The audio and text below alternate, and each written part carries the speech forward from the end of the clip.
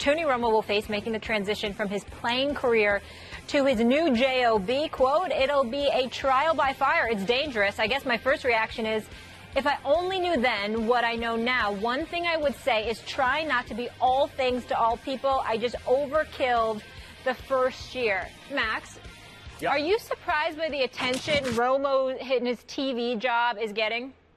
Well, no, because it's such a big job. I'm surprised that he got the job in the first place. And look, I get it.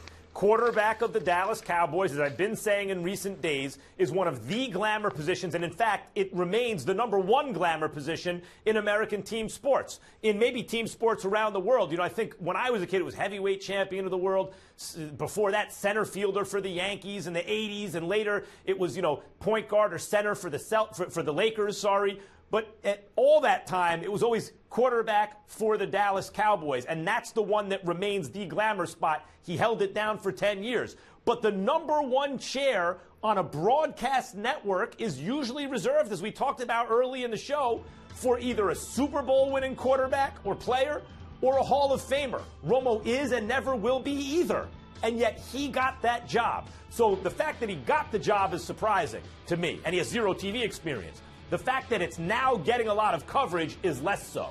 Yeah, I agree with that as well. I think it's the shock of him getting this position, and kind of as we spoke about earlier, it goes to how he's perceived or as to how people rate him, because because of his position while playing football, quarterback for the Dallas Cowboys, he was a lightning rod for news. He was fun to talk about. He was important to talk about because of where he played, because of who owns that team and the money that team makes and the history of that organization. Those things stop now, right? So when you turn on the TV and sometimes you're not even looking at it, you know what channel you're watching. Right? You know Sims or you know Aikman or you know Collinsworth or you know Gruden. So, like, when you hear the voices, you know what channel it is. And it's because these people have done these things for so long and been in this position for so long. And you tune in, and when you hear those voices or you see those two people together and you see that team, it says, oh, man, this is a big game. Will Tony Romo be able to capture that? Will Tony Romo be able to do that? And it's not an easy job. It's a job you have to learn to do. And trial by fire is tough. Having to be in that booth, having to see those things, and not just be able to talk about them eloquently or not just able to be able to talk about them intelligently, but for people to be entertained, for people to be intrigued. And I've seen a ton of Tony Romo interviews. I have. And he doesn't say dumb things. He's a smart person. He was a smart player. I'm never necessarily entertained. I'm never necessarily hanging on to every word.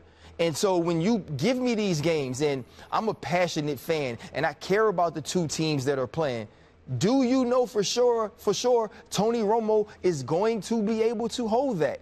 Do you know for sure Tony Romo is going to be able to do that? So I understand why this has garnered so much attention. I understand why it's become such an important topic, because it is really a huge and almost unprecedented move for, like you said, not a Hall of Fame quarterback, for a guy that doesn't have a Super Bowl.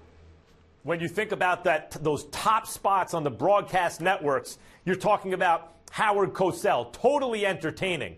John Madden, totally entertaining and informative, right?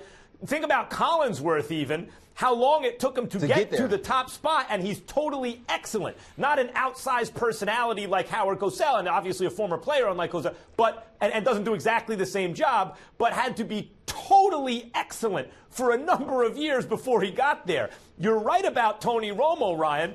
He's fairly entertaining, it seems, when you hear him talk. You suppose he'll have insightful comments, but, you know, is he over-the-top entertaining? Is he amazing in terms of the work product?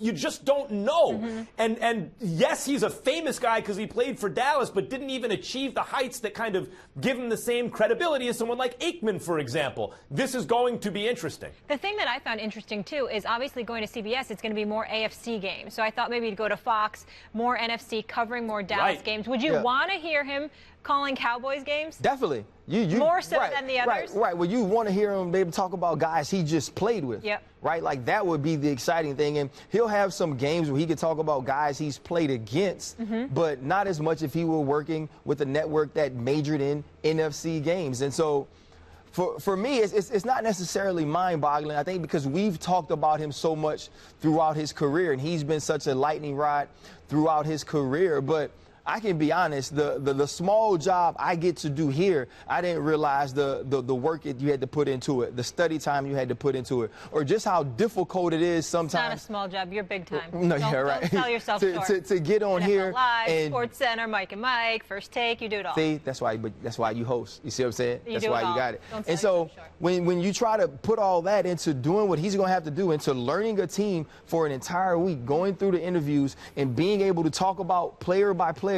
what they've done to get to that point, what they did to make that play, that's a difficult job. And like Max said, you look at Collinsworth, he had to prove beyond a shadow of a doubt he was the person for the job before he got it. Taking the guy right off the field into the booth is tough. And, oh, by the way, that guy really hasn't played meaningful football in a while either. And the number one spot, too. The number one spot. And Molly, to answer your